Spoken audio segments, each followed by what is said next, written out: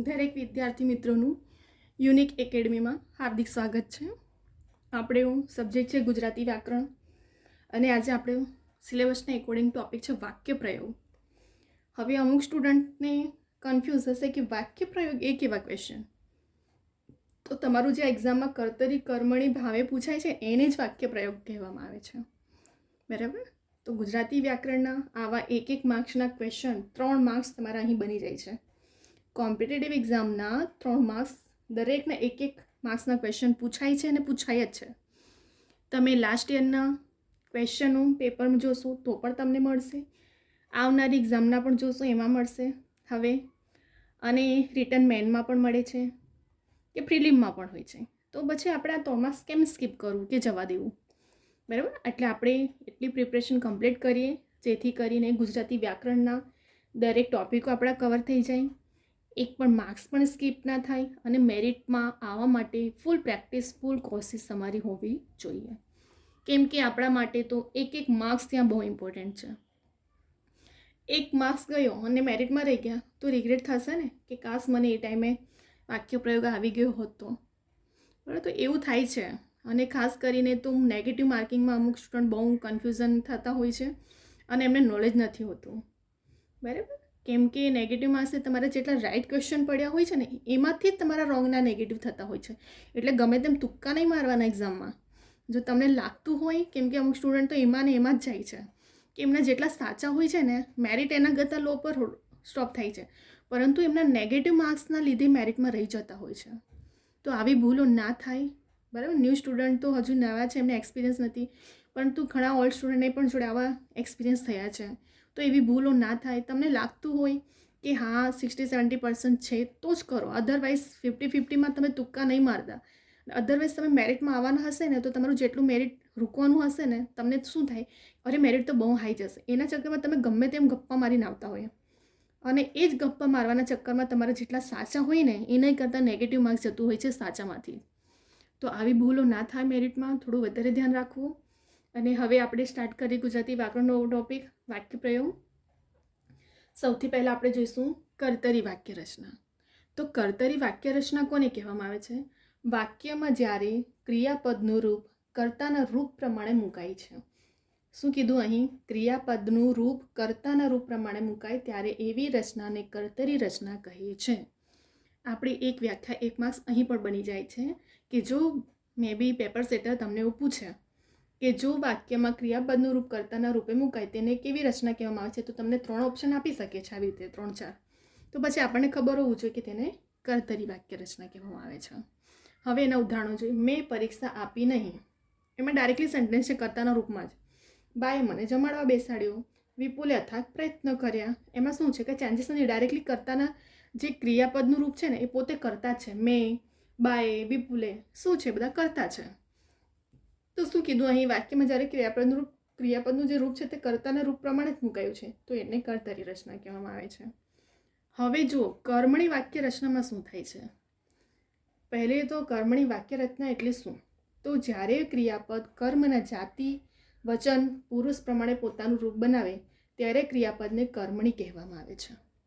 બરાબર. હવે આપણે આને સમજીએ ફરી એકવાર વ્યાખ્યા કે જ્યારે કર્મના જાતિ વચન પુરુષ પ્રમાણે પોતાનું રૂપ બનાવે ત્યારે તેને કર્મણી કહેવાય. જેમાં થી વડે દ્વારા પ્રયત્ન યુઝ થાય. જો કયા પ્રત્યય યુઝ થાય છે? થી વડે દ્વારા તરફથી. આ 4 પ્રત્યય યાદ રાખજો. કયામાં? કર્મણી વાક્ય રચનામાં. કર્તામાં તો કર્તા પોતે જ છે કર્તરીમાં, તો આપણે જરૂર જ નથી એમાં પ્રત્યયની, પરંતુ કર્મણીમાં પ્રત્યય કયા છે? થી વડે દ્વારા ને તરફથી. હવે જો એક્ઝામ્પલ ઉદાહરણ આપીશ એટલે તમને વધારે સમજ પડશે. મારાથી પુસ્તકો વંચાય છે. જો થી આવ્યું પ્રત્યય તો એ કયું છે? કર્મણી. એમનાથી પ્રવૃત્ત જીવન સંકેલી લેવાયું તો થી આવ્યું પાછું તો કર્મણી. મારા વડે પુરુષોત્તમ કેરી પેટી ઘડવાય છે. જો વડે આવ્યો, વડે પ્રત્યય છે, તો આ 3 ઉદાહરણો કેવા છે? કર્મણી વાક્ય રચના છે. એટલે કયા પ્રત્યય યાદ રાખવા કર્મણીમાં? થી વડે દ્વારા તરફથી. જો આ 3 ઉદાહરણમાં થી લાગ્યું છે, અહીં પણ થી પ્રત્યય છે અને અહીં વડે પ્રત્યય છે. હવે જુઓ તમને એક્ઝામમાં કેવી રીતે પૂછવામાં આવે છે કે તમને કર્તરી વાક્ય આપી દીધું હોય છે અને એવું બોલવામાં આવે છે કે કર્તરીમાંથી કર્મણીમાં ફેરવો. બરાબર. હવે જેમ કે અહીં એવું હોતે કે મેં પુસ્તકો વાંચ્યા, તો આપણે કેવી રીતે બનાવતા? મારાથી પુસ્તકો વંચાય છે. બની ગયું. એવી જ રીતે એમનાથી પ્રભુ જીવન સંકેલી લેવું, તો એમણે પ્રભુ જીવન સંકેલી લીધું. તો આપણે એને કર્મણીમાં શું બનાવ્યું? એમનાથી. થી લગાડવાનું ભૂલવાનું નહીં કર્મણીમાં, યાદ રાખજો. કશું ના આવડે ને તો થીવાળા જ પ્રયત્નો જો હશે ને તો કર્મણીના જ મૂકીને આવજો. મારા વડે પુરુષોત્તમ કેરી પેટી ઘડવાય છે, મેં પુરુષોત્તમ કેરી પેટી ઘડી, તો એનું કર્મણીમાં શું ફેરવ્યું કે મારા વડે પુરુષોત્તમ કેરી પેટી ઘડવાય. આવી રીતે કર્તરીમાંથી કર્મણીમાં ફેરવવામાં આવે છે. જેમ કે અહીં તો આપણને કર્તાના રૂપમાં જ આપી દીધું હતું, બરાબર. હવે આપણે આને બનાવીએ, કર્તરીને કર્મણી બનાવીએ. ચલો, મેં પરીક્ષા આપી નહીં, તો હવે આને બનાવો, કર્મણીમાં બનાવો. મારાથી પરીક્ષા અપાઈ નહીં, બરાબર. આપણે પૂછાય છે કર્તરીમાંથી કર્મણી, તો થી મૂકીને બનાવવાનું. બાએ મને જમાડવા બેસાડ્યો. ચલો આપણે કર્મણીમાં ફેરવીએ ને, તો બાથી મને જમાડવા બેસડાયો. વિપુલે અથાગ પ્રયત્ન કર્યા, વિપુલથી અથાગ પ્રયત્નો કરાયા. બની ગયું આપણું થી મૂકીને સેન્ટેન્સ. થી મૂકીને આપણે પ્રત્યય મૂકીને કર્મણીમાં, આ કર્તરીને આપણે કર્મણીમાં પણ ફેરવી નાખ્યું. હવે આપણે આવે છે ભાવે વાક્ય રચના. જ્યારે ક્રિયાપદ ક્રિયાના ભાવના જાતિ અને વચન પ્રમાણે રૂપ બનાવે ત્યારે ક્રિયાપદ ભાવે કહેવામાં આવે છે. હવે એમાં કયો પ્રત્યય લાગે છે? આ અને થી પ્રત્યય, બરાબર. શું થાય છે? ભાવે, એનું સેન્ટેન્સનું નામ જ છે, જુઓ, ભાવે પ્રયોગ. તો એના ભાવના જાતિ અને વચન પ્રમાણે પોતાનું. જેમ કે ઉદાહરણ જોઈએ, છોકરાથી દોડાયું નહીં, આવી ગયું છોકરાથી, થી પ્રત્યય આવ્યો. બાથી માથે ઓળાયો, દેવશંકર માસ્તરથી થંભે જવાયો, અહીં પણ થી લાગે છે. પરંતુ યાદ રાખજો, કર્મણીમાં સ્ટાર્ટિંગમાં જ હોય છે. આટલું કન્ફ્યુઝ નહીં થતા કે કર્મણી વાક્યમાં સ્ટાર્ટિંગના શબ્દોને થી વડે કરીને કરવામાં આવે છે, અને અહીં હોય છે જે જાતિ વચન પુરુષ પ્રમાણે બનાવે છે. જ્યારે અહીં ભાવ પ્રમાણે, દોડવાની એક ભાવ છે, એનાથી માથે ઓળવાનો એક ભાવ આવ્યો, દેવસંગ માસે થંભી જવાયું પણ એક ભાવ છે, વચન છે, બરાબર. તો હવે આપણે કમ્પ્લીટલી કર્તરી, કર્મણી અને ભાવેમાં શું ફેર છે? કર્તરીમાં કર્તાના રૂપ બેઠું ને બેઠું જ આપેલું હોય છે. કર્મણીમાં શું થાય છે? થી વડે દ્વારા તરફથી પ્રત્યય મુકાય છે. અને ભાવેમાં શું થાય છે? આ અને થી ભાવના જાતિ વચન પ્રમાણે પોતાનું રૂપ બનાવે છે. જેમ કે છોકરો એ શું છે? જાતિ છે, તો દોડાયું ભાવ એનો આવ્યો. બા પણ જાતિ પર છે, દેવશંકર પણ જાતિ છે, એટલે આવ્યું તમારું જાતિ પ્રમાણે વચન પ્રમાણે ભાવે પ્રયોગ યુઝ થયો અહીં, બરાબર. ફરી એકવાર આપણે કર્તરીમાંથી, તમને મોસ્ટલી એક્ઝામમાં કર્તરીમાંથી કર્મણીમાં કે પછી કર્મણીમાંથી કર્તરીમાં પણ ફેરવવાનું પણ પૂછાય છે. આટલું યાદ રાખજો. મેં તમને બધી જ વસ્તુ આખું ડીપમાં બતાવું છું કે કેવા કેવા ટાઈપના ક્વેશ્ચન પૂછાય છે. તમને કર્તરીમાંથી કર્મણીમાં પણ પૂછાઈ શકે છે કે કર્મણીમાંથી કર્તરીમાં ફેરવો, એવું પણ પૂછાઈ શકે છે. ત્યાર પછી કર્તરીમાંથી ભાવે પ્રયોગ પણ પૂછાઈ શકે છે, બરાબર. તો આપણને મેં તમને સમજાવ્યું, મારાથી પુસ્તકો વંચાય છે, મેં પુસ્તકો વાંચ્યા. હવે મેં આને કર્તરીમાં ફેરવી થોડું થી કાઢી મૂક્યું મેં, તો એ શું બની ગયું? કર્તરી બની ગયું.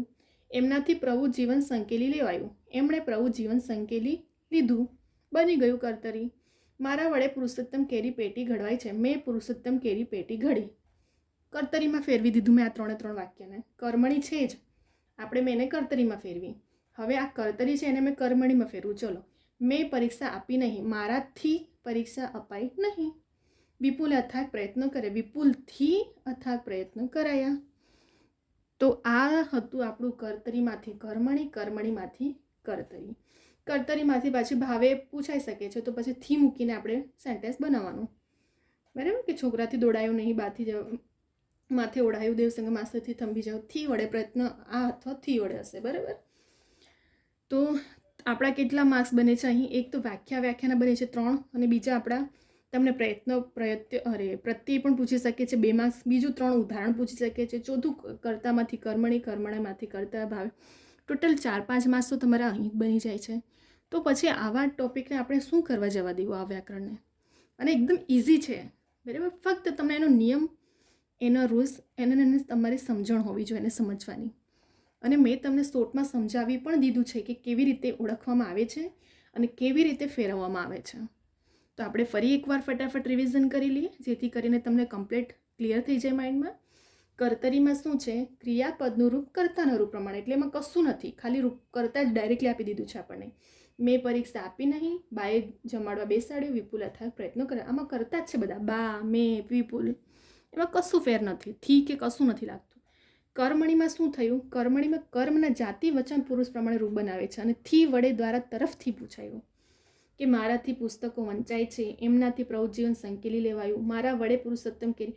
તો અહીં બધામાં જો થી વડે પ્રત્યય યુઝ થયા તો કયો કર્મણી વાક્ય રચના.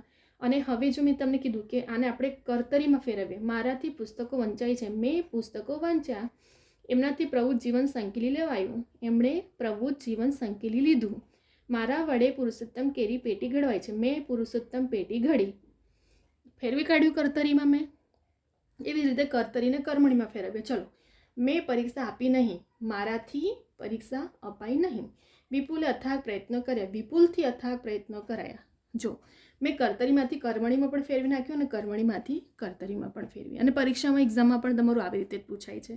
ભાવે પ્રયોગનું પણ આવું છે. મેં પરીક્ષા આપી નહીં તો આપણે મારાથી પરીક્ષા અપાઈ નહીં, આને મેં ભાવે બનાવી દીધું. બાએ મને જમાડવા બેસાડ્યો, બાથી મને જમાડવા બેસાડાયો, વિપુલ અથાગ પ્રયત્ન, વિપુલથી અથાગ પ્રયત્ન કરાયા. બરાબર. એવી રીતે ભાવેમાં શું હોય છે કે ભાવના જાતિ વચન પ્રમાણે રૂપ બનાવે છે, આ અને થી પ્રત્યે.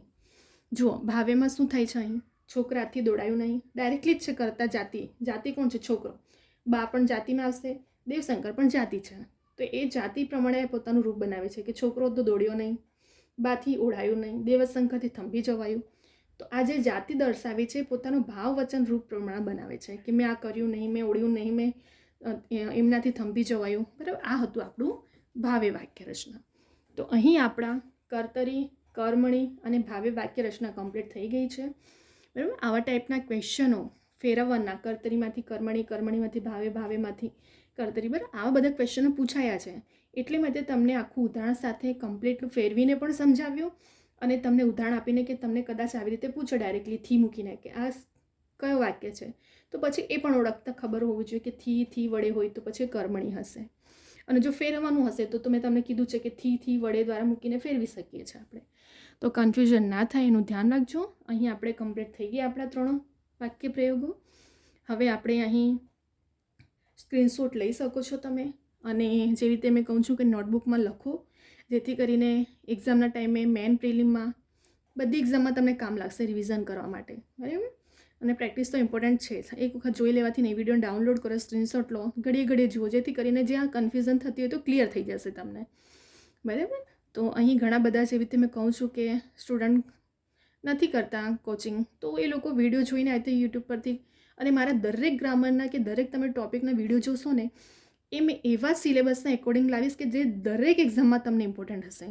પછી એ 6 to 12 સ્ટુડન્ટ હશે કે પછી કોમ્પિટેટિવ ગમે તે એક્ઝામના હશે, એમને આ ટોપિક આ સિલેબસ એક્ઝામના અંડરમાં જ હશે.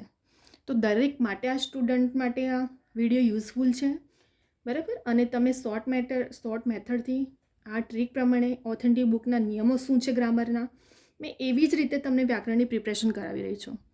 બરાબર. જેથી કરીને તમને લાઈફ ટાઈમ કશે ગોખવું જ ના પડે, મોઢે ના કરવું પડે, અને નિયમ પ્રમાણે આપણે એને સમજી શકીએ. કેમ કે સમજવું, ગોખવા મોઢે કરવા કરતાં બધી બુકો જેટલી વસાવશો કન્ફ્યુઝ થશે, એના કરતાં એને નિયમ પ્રમાણે ખાલી સમજી જશો તો તમને વધારે કામ લાગશે.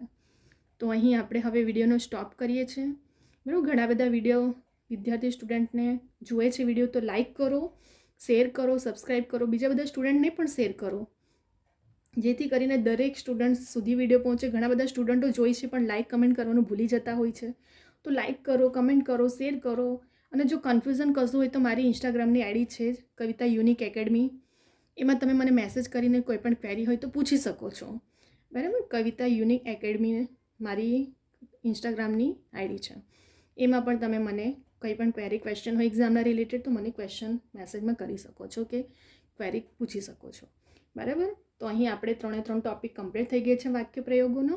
હવે આપણે નેક્સ્ટ વિડીયો લઈને આવશું. ઘણા બધા ગુજરાતી વ્યાકરણના ટોપિકના મેં વિડીયો લઈને આવી છું અને હજી પણ લાવીશ. અને ઘણા બધા વિડીયો હવે આપણે આવનાર એક્ઝામ પણ ઘણી બધી નજીક છે, ટાઈમ બહુ શોર્ટ છે. તો શોર્ટ ટાઈમમાં મોસ્ટલી હવે મેં તમને આટલા જ ટોપિકમાંથી 3-4 માર્ક્સનું કવર કરાવી દીધું. છંદ ના કરાવે કેટલા, તો કેટલા બધા માર્ક્સો તમારે એક માર્ક્સ ઇમ્પોર્ટન્ટ છે ને એક ટોપિક ઇમ્પોર્ટન્ટ છે. કે વિચારું કે ગુજરાતી ગ્રામરમાંથી જ આપણા 15-20 માર્ક્સ તો અહીં જ કવર થઈ જવાના છે. બરાબર. તો પછી આપણે માર્ક્સને સ્કીપ ના કરીએ. બહુ ઇઝી કહીને જ આપણે મોસ્ટલી માર્ક્સ ગુમાવતા હોઈએ છીએ કે અરે ગુજરાતી ગ્રામર તો જવા દો, એ તો બહુ ઇઝી છે. પણ આ ગુજરાતી ગ્રામરમાં જ મોસ્ટલી સ્ટુડન્ટ માર ખાય છે અને સ્કીપ કરીને આવતા હોય છે. તો આપણે એનું ધ્યાન રાખવું કે આપણા માર્ક્સ સ્કીપ ના થાય, માર્ક્સ ના જાય. મેરિટમાં આવવું છે, ગવર્મેન્ટ જોબ જોઈએ છે, તો પછી આ બધું જ ઇમ્પોર્ટન્ટ છે અને પૂછાય છે જ આવા ક્વેશ્ચન. બરાબર? તો અહીંયા આપણે હવે વિડીયોને સ્ટોપ કરીએ છીએ. હવે આપણે નેક્સ્ટ વિડીયો લઈને આવશું.